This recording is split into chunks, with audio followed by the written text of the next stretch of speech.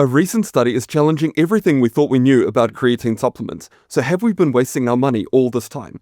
Creatine has been used since the 90s, and one of the study results that you'll often see talked about is its link to muscle mass gains. So for example, a meta-analysis in 2022 pulled together data from 35 trials, and the analysis revealed that creatine supplementation increased lean body mass by 1.1 kilograms when combined with resistance training.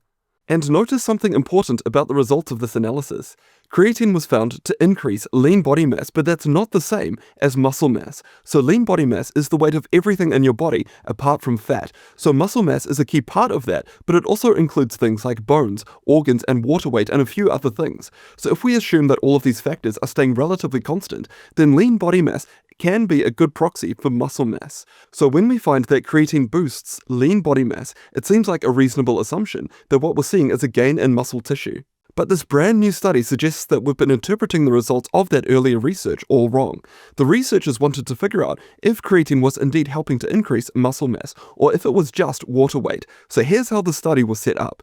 Researchers randomly assigned participants to one of two groups. The first group got a creatine supplement of 5 grams a day, and the other group took nothing. Now, for the first week of the study, the creatine group took the supplement, but neither group exercised. They only started exercising from week 2, where both groups began a carefully supervised workout program that lasted for the remaining 12 weeks, and they took measurements of lean body mass for all of the participants at 3 times. So the first one was before the study began, then again once the first week of the trial had completed. So remember, that was just when the creatine group was taking creatine supplements, but they weren't exercising. And then once again, they did the measurements at the end of the trial. Now, there have been lots of studies before looking at the effects of creatine on lean body mass, and they almost look exactly like this one, but this study introduced a unique twist. So in the past, studies always started the exercise program at the same time that creatine supplements were started. But in this study, the creatine was started alone for the first week. So why was this? Well, again, the researchers were curious about something. Though the evidence is mixed, we've got some indicators that creatine increases the amount of water in our bodies in the short term. So recall that water is part of our lean body mass. So they wondered if part of the gains due to creatine were actually because of the increase in water rather than increased muscle mass. That's what the first week of the trial was all about. Those who were taking the creatine, they weren't exercising at all during that time. So if they had increases in lean body mass, that must have been because of increased water uptake. So what did they discover? Well, they initially did the measurements before the study began, and then they rechecked lean body mass after the first week. As expected, there was a significant difference between the two groups. Those who were taking creatine gained about half a kilogram of lean body mass, but those in the control group showed no difference. So this first result was interesting. It confirmed some earlier evidence that found that creatine boosts water uptake. That wasn't a big shocker. The really interesting question, though, was would creatine cause any significant benefits during the exercise phase of the trial? To find out, they tested lean body mass again after 12 weeks of resistance exercise. They worked hard to ensure that both groups were exercising in the same way.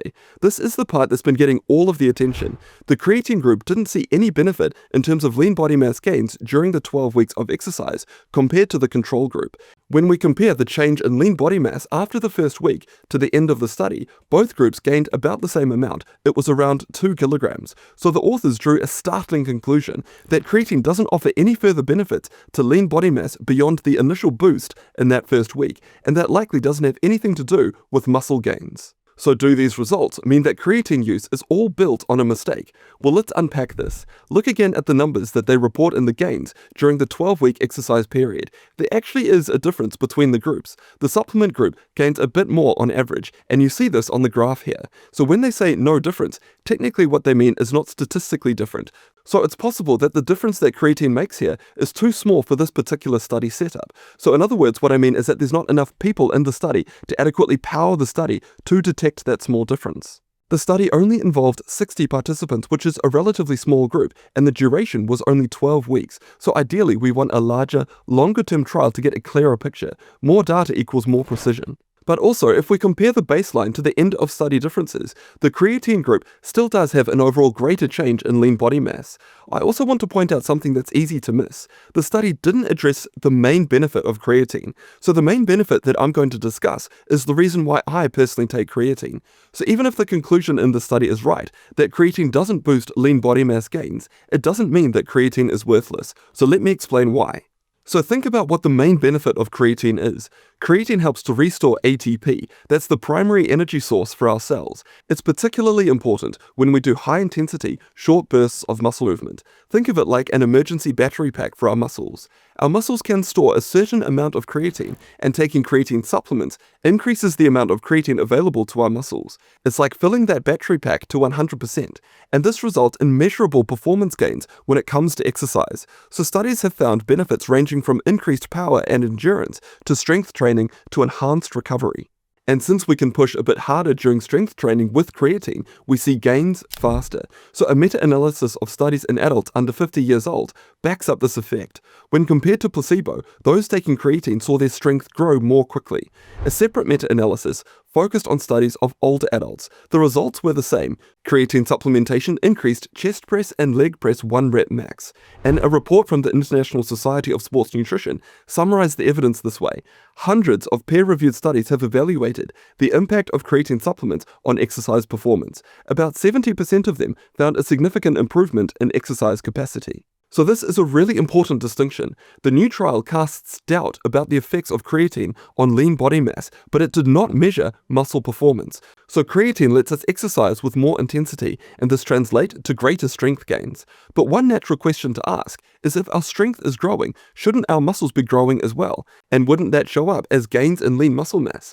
Again, this recent study raises a question. The simple answer is it isn't that simple. We might assume that our strength grows because our muscles are getting bigger, but the reality is more complex. Consider these fascinating examples. Bodybuilders and weightlifters both engage in rigorous resistance training, and both gain a lot of muscle, but the relationship between their muscles and their strength is different. So in one analysis, researchers measured the size of tricep muscles with its power. In their sample, bodybuilders had on average larger muscles, but for a given amount of muscle, weightlifters were stronger. So strength gains and muscle gains, they aren't identical.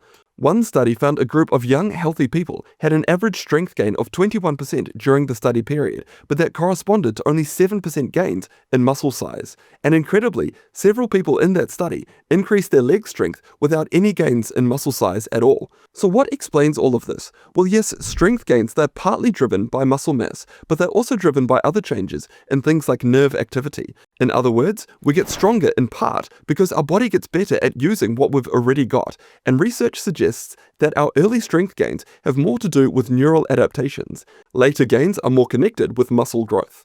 And this raises an intriguing possibility. Could those taking creatine in this recent study have seen benefits in terms of strength gains? Well, we've got no way to know since it wasn't measured, but it's certainly likely. Earlier studies have consistently shown this effect. In other words, maybe the participants didn't add any extra lean body mass because of creatine, but they probably added extra strength and muscle performance, like the mountains of existing trial data suggests.